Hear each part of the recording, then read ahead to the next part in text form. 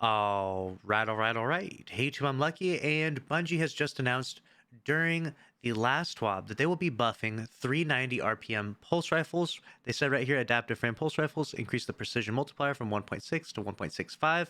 Crit damage goes from 30.4 to 31.4, and this is the big part right here.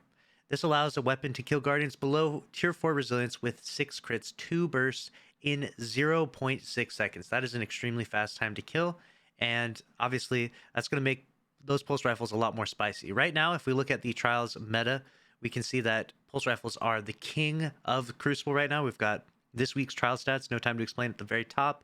The battlers up there. You can see the peace of mind in there as well. Pulse rifles are so unbelievably good, but you don't see any 390 RPM pulse rifles, but Bungie is trying to change that. Will this update do that? Will this update make 390s the meta?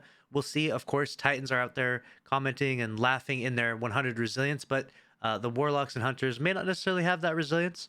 Obviously, after hearing this news, and if you see someone out there with a 390, you might decide to swap over and raise your resilience up to 4. I would recommend that, especially if they become extremely popular. And in today's video, we're going to be talking about which 390 RPM pulse rifles are the most popular. Right now, I have 8 of them pulled up. These are the only 8 that are available in the game that are not sunset, that are legendaries, so that way you can chase after some of these god rolls. So we're going to first talk about, of course, the yesteryear. If you want to suffer through some Gambit, or maybe you enjoy Gambit, but if you want to suffer through some Gambit, you can get a yesteryear, which has really good stats. You've got 95 recoil direction, 68 stability. That's going to be some of the most important stats for pulse rifles in general, especially when you need to hit all 6 crits. So you need to hit 2 bursts of this pulse rifle, and they all have to be crits.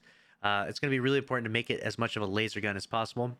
You can get Desperado on it, which is going to raise that time to kill value drastically. I mean, I don't know how to do the math on this, but if it has a 0.6 TTK with a 2 burst, and then you increase that, it's going to be a pretty crazy time to kill, right? With the Desperado 2 burst of a yesteryear, that is going to feel really, really good. So anyone out there that has that roll, I am very jealous of you. I don't have any rolls of this. Perpetual Motion would be amazing on this. Ricochet Rounds, and then Arrowhead Break is the go-to for pulse rifles, in my opinion. And then we got Stability Masterwork, and then we're just going to throw a counterbalance stock on this. That's how we acquired these stats right here. This is probably one of the most sought-after pulse rifles, but there's certainly some other viable options out there, maybe even some better options than the yesteryear. We're going to go ahead and look at all of the god rolls and good perk options for of these. We've got the Forge's Pledge, which is the Iron Banner, 390 RPM. You don't see this used a whole lot. It does get up to 97 stability with a 96 recoil direction. That is going to be an insane laser of a weapon. However, the range is going to be pretty low on this, with 33 range at the base. So you might want to go and boost the range up a little bit more with accurized rounds if you're able to get a roll like that, something along those lines. You might not want to go max stability, max recoil direction on this weapon in particular, but because it does get elemental capacitor, you can rock a void subclass and then benefit from that plus 20 stability with that surplus. This is definitely a spicy weapon to have. If you have one of these sitting in your vault, make sure to dust it off and enjoy it in Crucible. Next up, we've got the Smite of Moraine. We're going to talk about all of them. Smite of Moraine is one that you can craft, or you can get the Harrowed version. And this would actually be one of the rare exceptions where the Adept is kind of better than the crafted version, simply because you can add Adept stability to it. So because you can add the mod Adept stability because it's a Harrowed weapon, that would probably make it better than the regular. The enhanced moving target, enhanced Eye of the Storm, probably not worth it as much as getting that stability stat up as high as possible. We're at 85 stability for this. And so on this roll, I went with moving target, Eye of the Storm for PvP, of course. And then you could go steady rounds, or if you want to, you could do accurized rounds if you don't want to lose a little bit of that range. You get up to 56 range with that. That's probably the better option, honestly. But I just wanted to give everyone the laser option first, because I think that's probably the more important.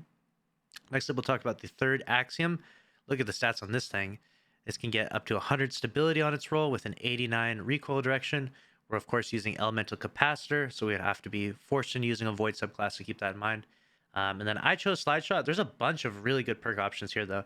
You've got Surplus, even Rangefinder, even though it's getting nerfed. Rangefinder will still be an excellent option. Ricochet Rounds, I went with Fluted Barrel because it has so much stability on it that literally you don't need to add anything more than that.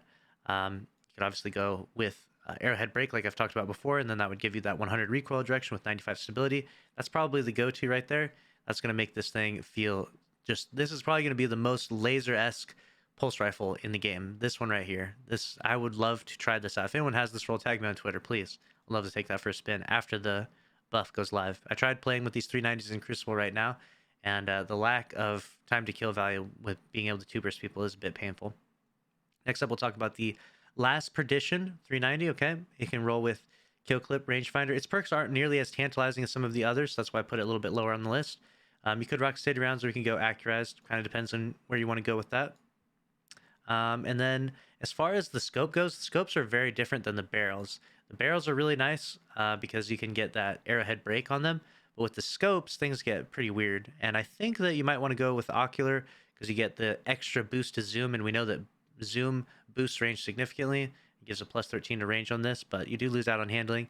You could go with a handling and range balanced scope here instead, though. But I think that might be the play. And that would give them some really long range two burst action with that Last Perdition. Next up, we'll talk about the Syncopation, which will probably be a popular choice because you can craft it. You could craft it with Rangefinder, Moving Target. It doesn't have some of the really cool perks like Elemental Capacitor, but it's not too bad of a roll overall, even though I know Rangefinder is getting nerfed. Then we got Ricochet Rounds, Arrowhead Break. We're going to throw a Counterbalance stock on that. Stability Masterwork. It's going to be a solid. It's got 100 recoil direction, 79 stability, 51 range. This is probably going to be a very popular use if 390s are the meta because of the ability to craft such a really solid roll. A lot of you out there already have it unlocked at the Enclave. And so next up, we're going to be talking about the Geon 7 Pulse Rifle. This one has some pretty bad rolls, I would say. We've got Rangefinder, Zen Moment we're going to have to go with. We're going to go with Ricochet Rounds. You can pick whichever scope you like. They don't have, unfortunately, Arrowhead Break, so we don't have the barrels. We got Stability Masterwork. We got some lower stats in this one with 65 stability, not nearly as good. The recoil direction is really nice. The range is pretty good on it, though. It has really solid base range. So Geon 7, probably not going to be one of the more popular options, but definitely not bad if you've been sitting on one of these bad boys in the vault for a long time. And then lastly, we'll talk about Hailing Confusion, which has really good stability because we can get that Elemental Capacitor on it. We can get Surplus on it, so we could max out that stability easily with that. In fact, we could even use a different perk option, but unfortunately, there doesn't seem to be many that are that tantalizing. We'll go with Ricochet Rounds, maybe Arrowhead Break. If we have too much stability due to Surplus, we could go with something more like Fluted Barrel, though.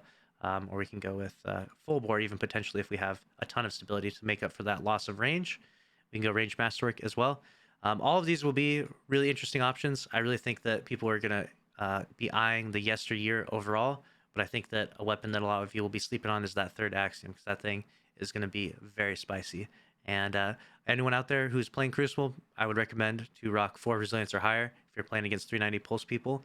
And if they're not, then you're going to get 2 bursts. You get dropped in 0.6. Let me know your thoughts about the meta changes. Do you think that 390s will be the meta, or do you think that they're going to need an even bigger buff than this one? That's a wrap on this video. Make sure to subscribe if you enjoyed. Smash the like button.